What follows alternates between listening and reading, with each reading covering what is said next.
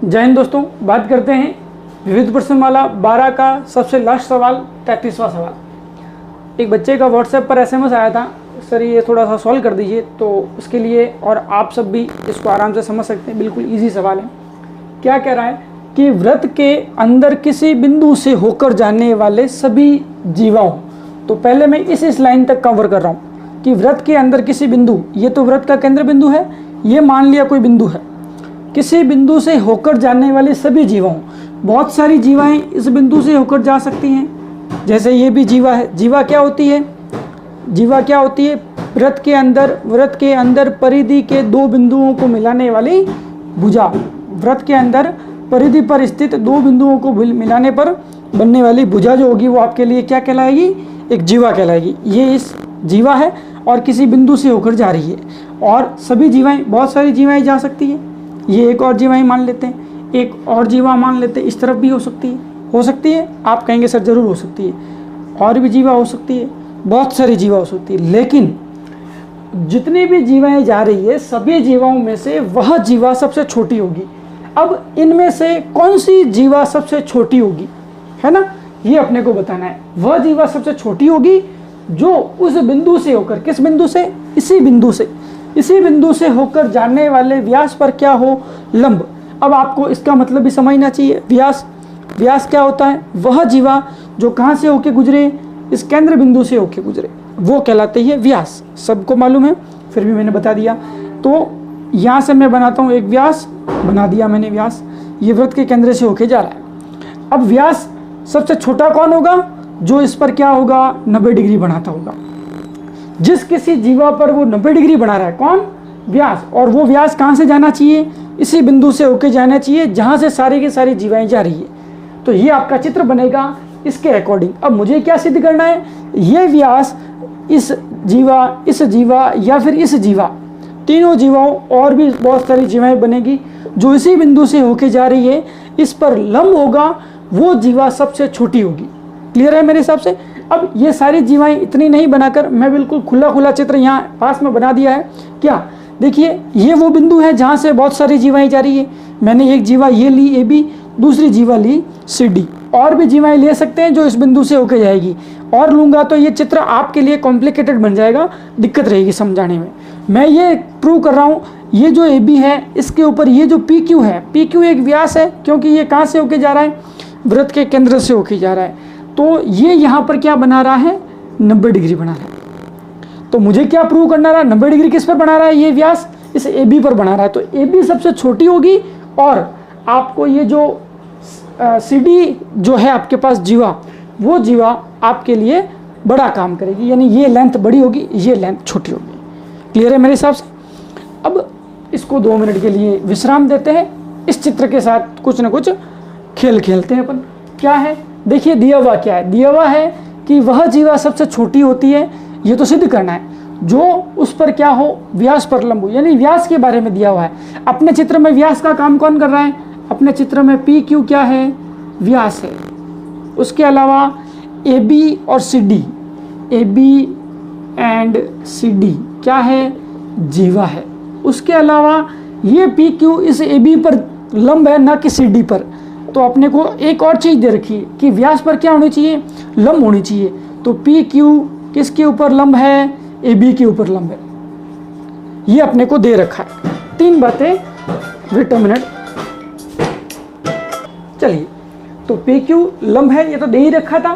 तीनों चीज अपने को गिवन में, और अपने को सिद्ध क्या करना है? वह जीवा सबसे छोटी होगी। बताओ, व्यास कौन है? PQ, और AB वो जीवा है जिस पर ये लंब है। दूसरी जीवा CD, एक और EF, बहुत सारी जीवाएं ले सकते हैं। अब मुझे ये सिद्ध करना है कि जिस पर ये व्यास, जिस पर लंब है, किस पर लंब है?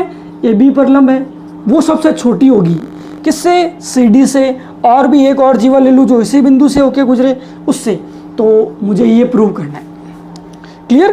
कि ये AB जीवा CD से छोटी होगी। क्यों छोटी होगी? क्योंकि ये जो व्यास है जो इस बिंदु से होके जा रहा है, वो व्यास AB पर लंब है। क्या है? लंब। रचना क्या करनी है अपने को? इसमें अपने को छोटा सा रचना ये ध्यान रखना है कि वो अपने को एक रचना करनी पड़ेगी इस जीवा के लिए। एक लंब खींचना पड़ेगा OM, किसके ऊपर? CD। OM लंब खींचना पड़ेगा CD पर, OM लंब खींचना पड़ेगा CD पर। क्यों? क्योंकि अपने को इस त्रिभुज की हेल्प लेनी है और थोड़ा सा एक्स्ट्रा काम करना है। क्या? अपन ने रचना करी OM किस पर लंब है? OM CD पर लंब है, ये रचना करनी है। ये बिंदु आप मान लीजिए N बिंदु, यानी ये अपन ने लंब खींचा, ड्रॉ करा अपन ने, एक लंब खींच लिया। अब उत्पत्ति करते हैं अपन। क्या उत्पत्ति करते हैं? उत्पत्ति के अंदर अपन करेंगे क्या? त्रिभुज को लेना है बस। अब हो गया सवाल, जो समझाने लायक था आपके लिए वो इतना ही था। त्रिभुज, उत्पत्ति के अंदर त्रिभुज अपने को क्या लेना है?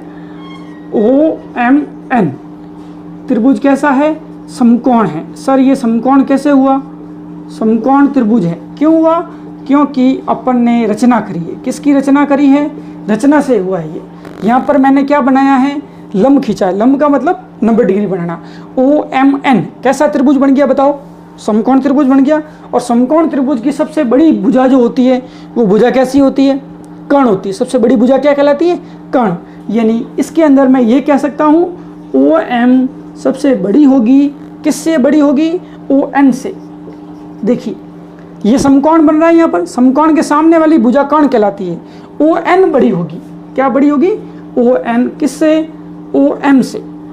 क्लियर? ये लंब है, ये आधार मान सकते हैं। तो सबसे लंबी भुजा कौन सी होती है? कर्ण। त्रिभुज की सबसे लंबी भुजा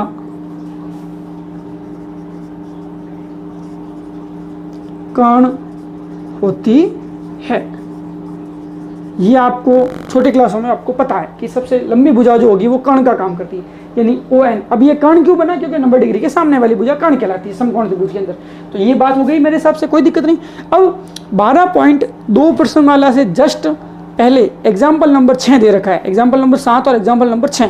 तो एग्जाम्पल नंबर 6 में एग्जामिनर ने यानी बुक वाले ने प्रूव करा है। क्या प्रूव करा है? कि वृत्त की दो जीवाओं में, वृत्त की दो जीवाओं में से वह जीवा बड़ी होगी, वह जीवा बड़ी होगी जो केंद्र के निकट हो। किसके निकट हो? केंद्र के निकट हो। अब सर ये क्या चीज़ है, क्या बला है? अब बेटा इस सवाल के लिए तो बस आपको इतना ही लिखना है। अब ये पूरा का पूरा एक थ्योरम है। इस थ्योरम को इस सवाल में अपने को प्रूव करने की जरूरत नहीं है, क्योंकि वो एक सवाल अलग है। इस चैप्टर के अंदर जो अपने सवाल आते हैं वो 6 नंबर का सवाल बनता है, मानता हूं मैं, लेकिन वो 3-3 नंबर के टुकड़ों में आते हैं। तो 3 नंबर के टुकड़ों में अपने को इस पूरे को प्रूव करने के लिए पूरा का पूरा एक बार बोर्ड पूरा भरना पड़ता है।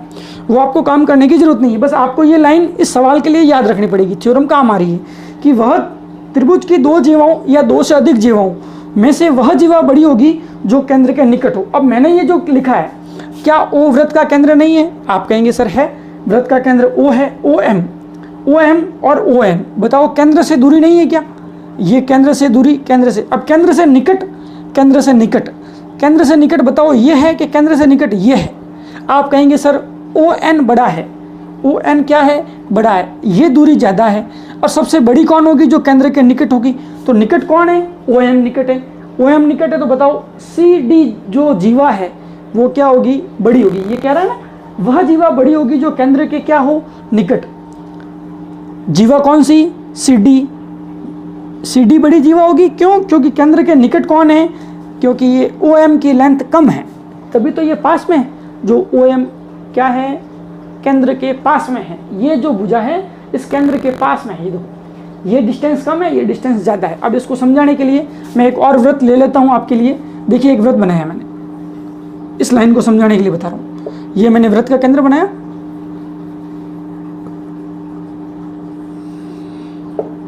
अब मैंने एक तो लाइन यहाँ खींची, ये भी जीवा है। एक जीवा मैंने यहाँ खींची, ये भी जीवा है बिल्कुल है। अब इसके केंद्र से ये दूरी बताओ, निकट है। ये जीवा इस केंद्र के निकट है तो बड़ी है कि नहीं है? तो केंद्र के निकट कौन है? OM निकट है, क्योंकि OM की दूरी कम है। ये देखो क्लियर है ना, ये कम है, और वापस ये दूरी जो है ये वाली ये ज़्यादा है, तो इसकी लेंथ क्या हो गई, कम। तो ये जो दूरी ज़्यादा होने की वजह से ये क्या हो गई, कम। और ये अपने को सिद्ध करना था, ए बी कम है और सी डी कम है।